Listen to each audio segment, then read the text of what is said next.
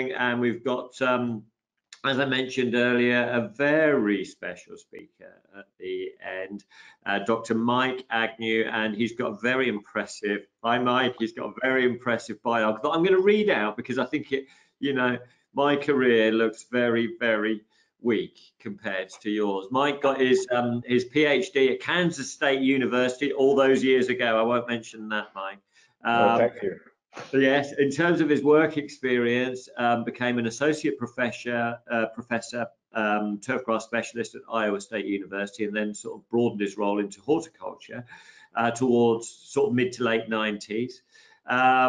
Went out in the industry to work for Ciba-Geigy and Novartis up to the sort of turn of the millennium, but has been in his current role for a number of years now as Senior Field Technical Manager for Syngenta Professional Solutions. But most brilliantly, in 2018, Mike was given the sort of ginormous honor, really, of being awarded the New Jersey Turfgrass Hall of Fame Award. So obviously, Mike's kind of, you know, got a long career in turf, but obviously he's worth listening to as well. And so Mike is going to talk about his experiences with the product because they've had it for a number of years, and also focus on some diseases that we might need to be mindful of in the future. So Mike, I'm going to hand over to you. Welcome, and looking forward to hearing what you've got to say.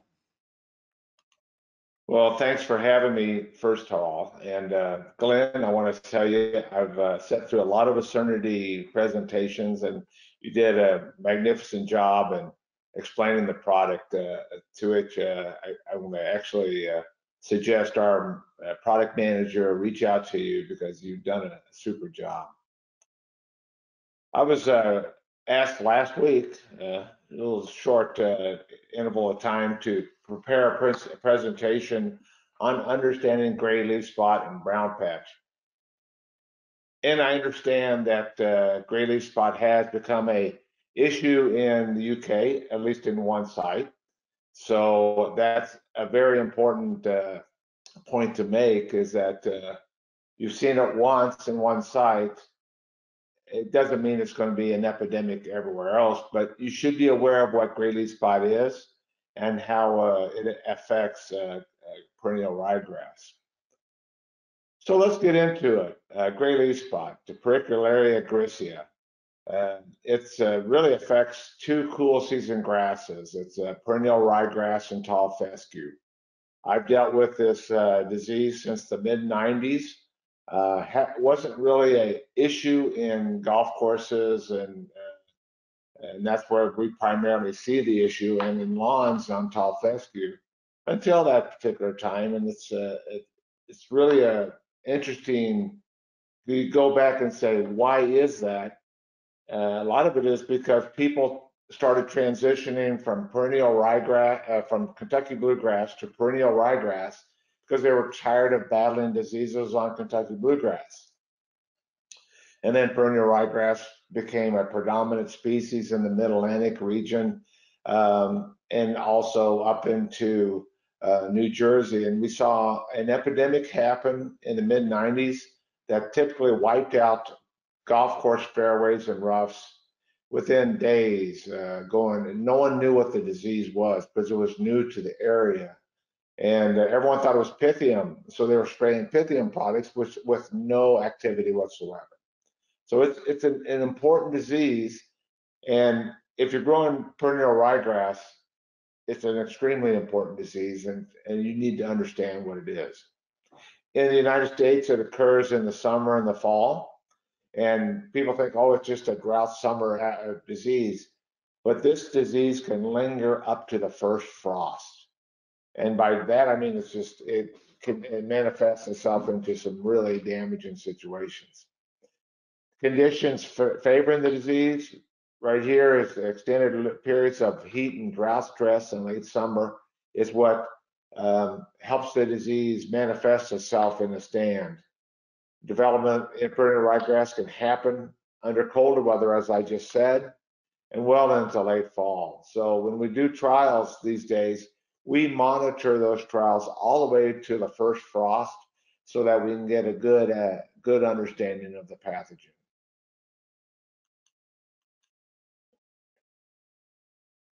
whoops, I don't know what just happened. So let's go through some of the symptoms of the disease.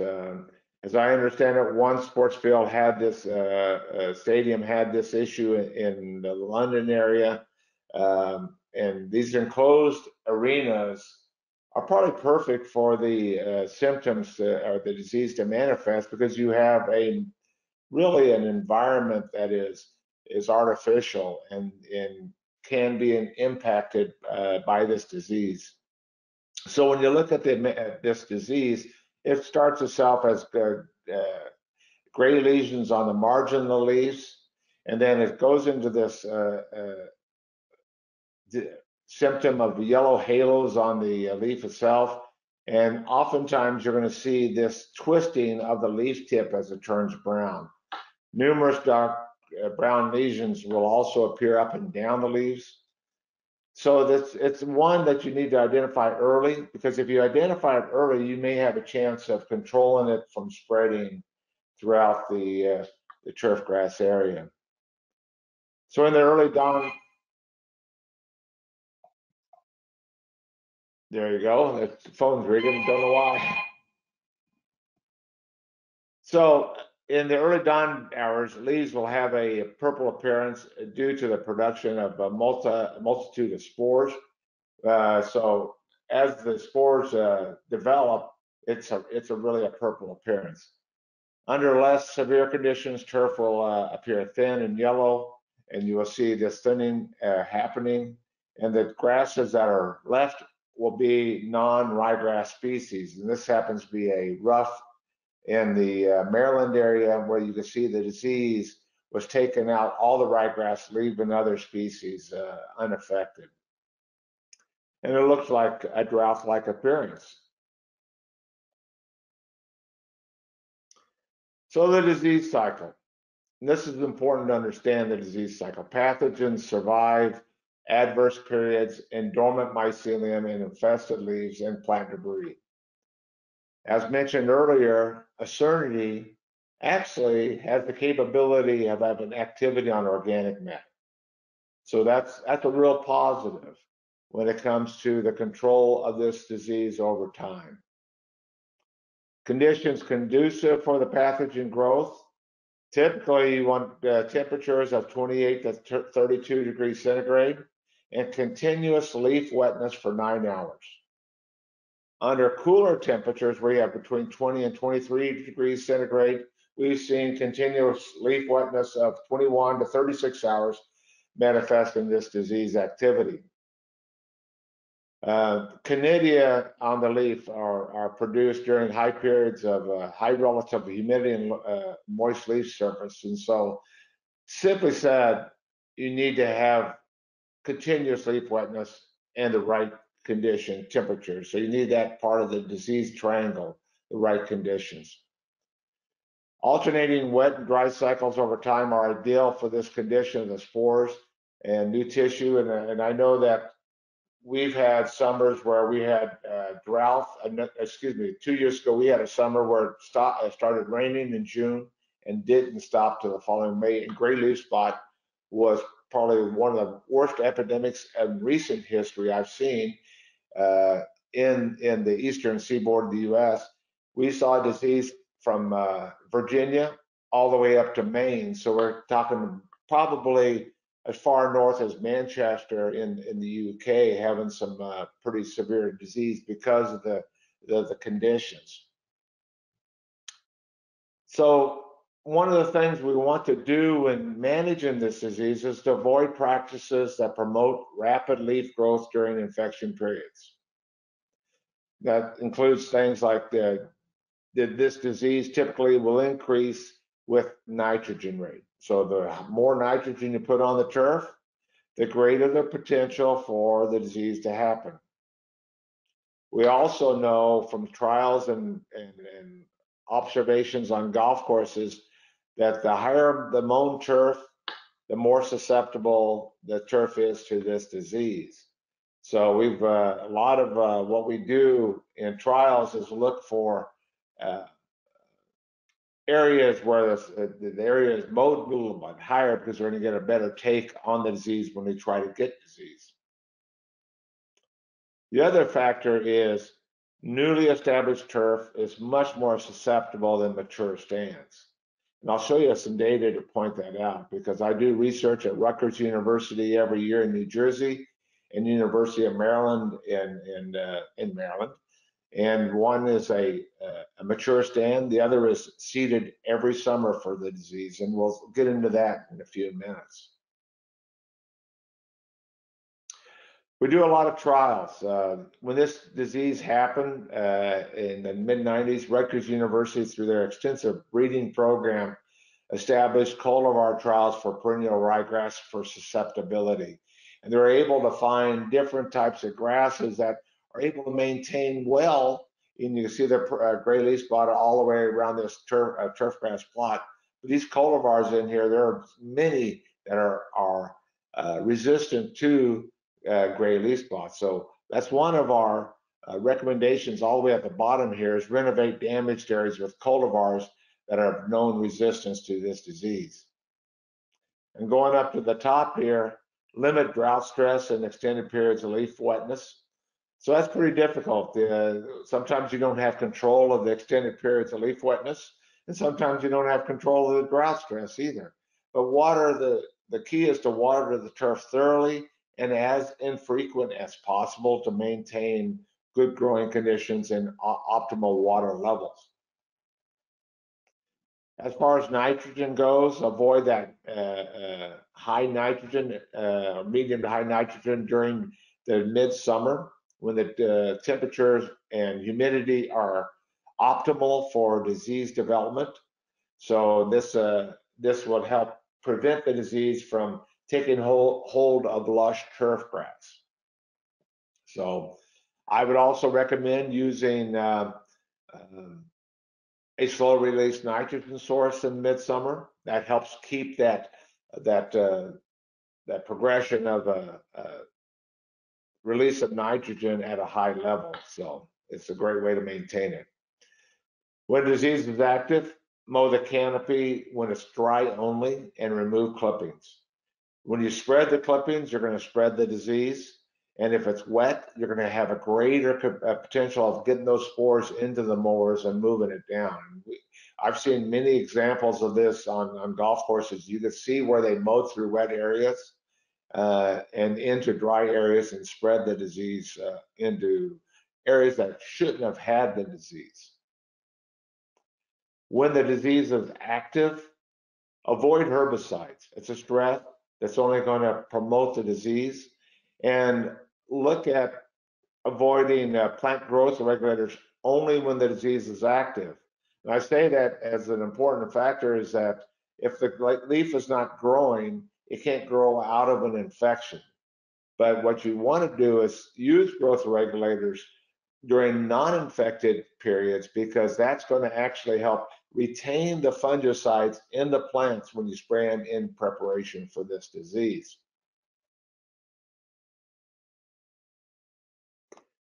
So as I looked at the information that's in the UK and I tried to look at what we have in the United States, I saw 3 active ingredients that have excellent activity on gray leaf spot. We use Medallion, we call it SC in the United States, you call it TL. We use Heritage, WDG, and equivalent to your max formulation. And we also use an Ascernity.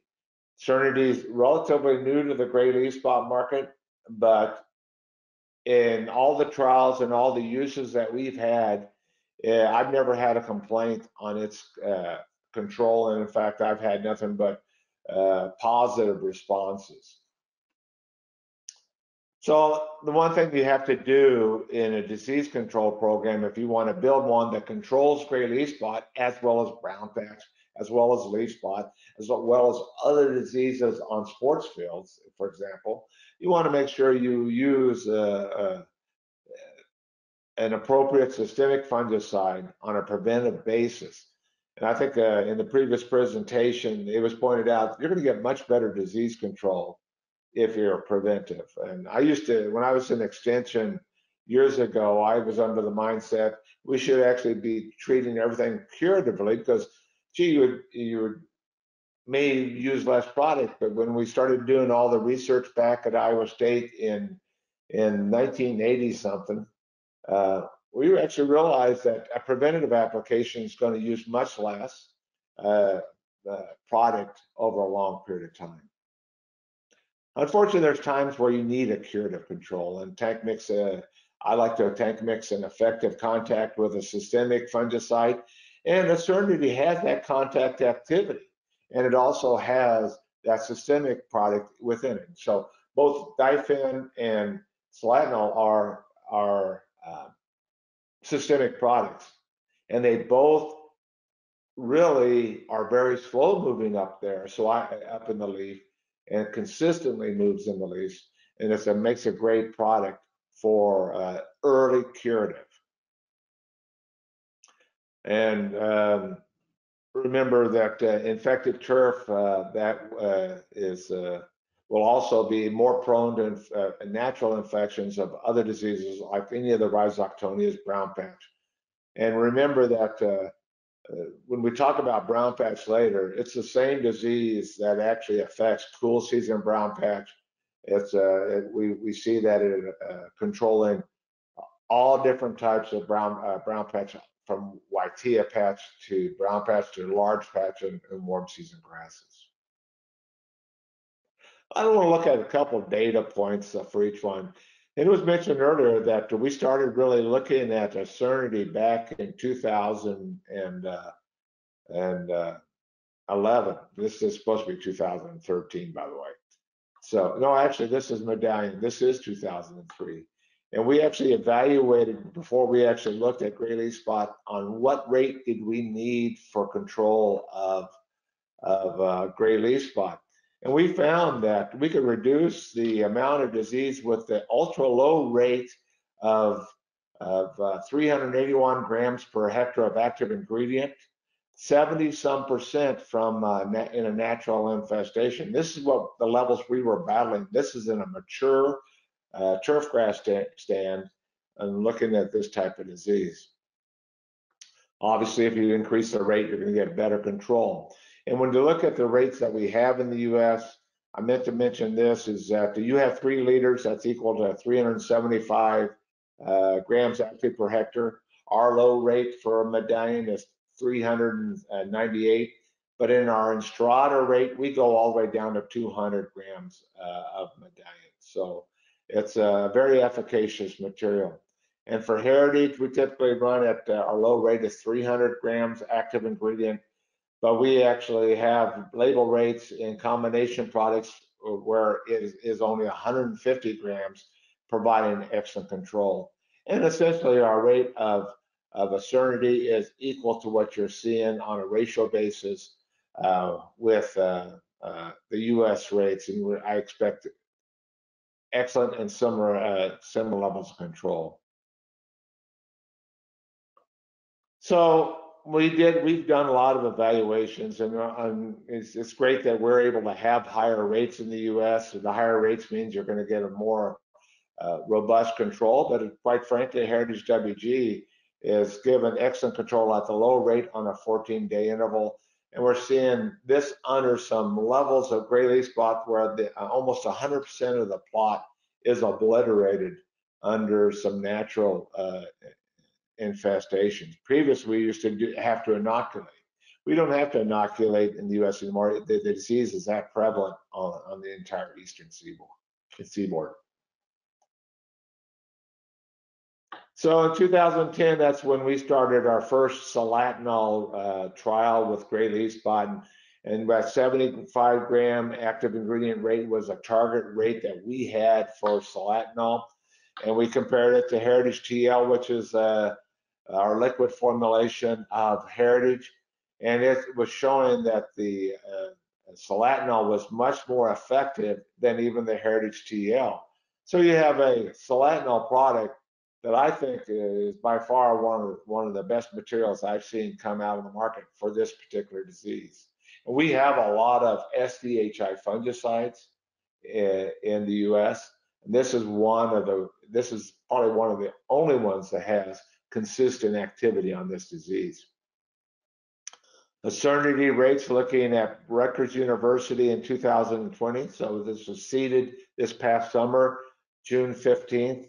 And so a new stand. And the first application was made July 16th. So that's only a month later. So by July 28th, we had in the untreated areas in a natural infestation, 50% disease in the untreated, went up to 100% disease and maintained a greater than 90% disease all the way through October and the first frost. This was this is what you expect with a Ascernity under a newly seeded area. You're not going to get 100% control. You're 70 to 65 to 7% control is all you could expect if the grass is that young when you see that infestation. However, when you go to a mature, but the difference is very important.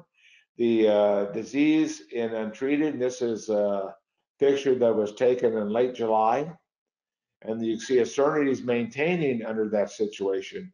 Heritage is starting to see symptoms, but the bottom line is Ascernity is probably at the end of the study was the top performing fungicide in that severe trial. Dr. Clark in his trial says if you get 25 to 30%, no more than that disease in your plots by the end of the study, you have an excellent product. And we, down here at the end, we actually had 100% control, and the grass grew back into a great situation. These are multiple applications through the season too. You just have to keep that in mind. That's how we evaluate these products. In Maryland, it was a June 15th initiation of the trial. It's a mature stand. We see the disease in percent is a lot less because it's mature stand, because it's not as prone to disease. This is what I consider to be a normal field type of infestation. We might get 15 to 30% disease if it's not treated with a fungicide. But Ascernity at that 1 ounce rate that we have in the U.S., we only have one rate, and it's great to know. You can't screw it up, hopefully. But the key is we saw that by July 13th, they had 2% disease, and it went down to 0 and maintained excellent control through the fall. So I have 100% confidence in Ascernity being able to provide, and I'm sure you'll be able to look at some of the data that we have in the U.S. to help get a label for gray leaf spot for the UK. However, I don't want to confuse this with Drechslera Leal Spot. Drechslera is a disease that will affect perennial ryegrass, and symptoms look an awful lot alike. And the pathogen is always active except when the soil is frozen. So it'll happen in the spring all the way through the fall. And I've seen people confuse this with gray leaf spot, but the symptoms are a lot less. Yes, you get these lesions with the yellow halos, and yes, we know that they will die back from the tip, but the die back from the tip will not be twisted. It'll just be a simple die back. And when we test these trials, this is a curative trial this past summer at Rutgers University. And we see that the Ascernity was applied, and this is when it was applied, May 7th. And 7 days later it went up, but it continually went down, and there was a fabulous control equal to Heritage, which is our gold standard for leaf spot control. And even Medallion was showing excellent control over a period of time. Let's change topics to brown patch. And the reason why they wanted to talk about gray leaf spot and brown patch at the same time is these diseases happen at the same time. And I could tell you this is we were looking at Rhizoctonia solani. We do all of our trials on colonial bent grass mowed at fairway height. So it's going to be at the 1/2 inch height. We use that particular species because it's very prone to brown patch, and I've never seen a trial fail using that pathogen. But I have done trials earlier on lawn care, looking at perennial ryegrass and other fescues. This grass is very susceptible to Ryegrass. So it occurs summer and fall. We get brown patch happen in July all the way into September. A year ago, with the weather conditions we had it going into October. Not this year. We had more moderate conditions in 2020. But the conditions favoring this disease would be, number one, night temperatures greater than 17 degrees C. So the whole idea is temperatures are a very important thing to monitor. If you have temperatures going down at night below 17, likelihood of a Ryegrass or any brown patch manifesting itself, it will be very low. High humidity, extended leaf wetness. Just like gray leaf spot, you need leaf wetness. One person wrote years ago, one professor in his book wrote, you needed to have leaf wetness of 14 hours. Not, and he said that it won't happen before that, but I guarantee it will happen before that if the temperatures are high enough. But the bottom line is you need extended leaf wetnesses. And it used to be people would water. This goes back in my early days. They would water their turf right at the end of the day because they wanted to put some water on a dry area, and they'd have brown patch in the morning because they had so much leaf wetness. It can be severe in both shade or sun. So where I see gray leaf spot, again, it'll happen in the same type of areas. But lack of air movement will include the blighting, as does with the gray leaf spot. So again, goes right down the same line with gray leaf spot. Infection severity is greater under grasses grown under high nitrogen fertilization. So during this number, you want to either use slow release nitrogen sources or back off on the nitrogen rate. Symptoms. Actually, this is my home lawn. This is I was treating it with a herbicide to control the nut sedge, and you can see the beautiful pattern of on my perennial ryegrass of the gray leaf spot. So the initial symptoms are circular, blighted areas of grass with a diameter of a few inches to several feet.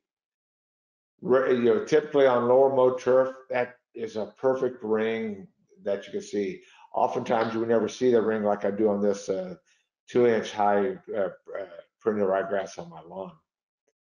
The edges of the patch will exhibit a blue, gray, or black smoke ring. And each individual blade will appear as a small, dull tan lesion and progress to a brown, dried out appearance. Management tips. This is a picture from this summer at Rutgers University showing an excellent picture of brown patch on colonial bentgrass. This is what we mean by perfect round symptoms, and going from small, medium to quite coalesced to large. In my recommendations and our recommendations of Syngenta, use slow release nitrogen sources during the periods of infection. Avoid medium to high nitrogen levels during the midsummer. Mowing when disease is active. Do not mow when the canopy. Always mow when the canopy is dry and remove clippings. And in this case, you want to avoid the higher mowing heights, just like you would with the gray leaf spot, because it's less prone to activity, especially on perennial ryegrass. Improve your drainage, irrigate at dawn, and minimize leaf wetness. Same 3 active ingredients are labeled for brown patch in the United States. So we have same tip recommendations on preventive and curative applications. And when we look at this disease, this is where we've done trials at 150 grams of heritage of active ingredient per hectare heritage, providing outstanding control of brown patch. So we have 3 products that are excellent for the control of brown patch. This just happens to be Ascernity right here. The Ascernity at 1 ounce, applied either on a 14 to 28 day basis. That's 75 grams active ingredient. We've done 3 applications and 2 applications based on a certain period of time. In the US, we'll be able to use up to 4 applications of Ascernity in a year. And when we talk about resistance management, I'm not worried about resistance on brown patch, but I definitely am worried about resistance on gray leaf spot. So we want to maintain a minimal amount of SDHI applications on a particular site. But this is fabulous control of brown patch.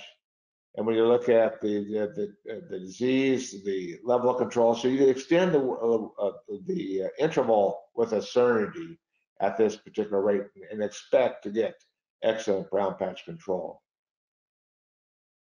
With Heritage Max, it's one of those products that Heritage, when it came out in 1998, I think, 99, was the best Rhizoctonia brown patch material on the market, and it still is. Ascernity has given a run for its money, and we're seeing that in the same trial this year, looking at the rates, it provided excellent control under the same adverse conditions. I want to end here with this particular slide. Well, I'll probably point to one more, but developing a plant protection program, and this goes to a lot what Glenn said, is important for perennial ryegrass. You want to make sure you have the best knowledge of what disease happens on your site.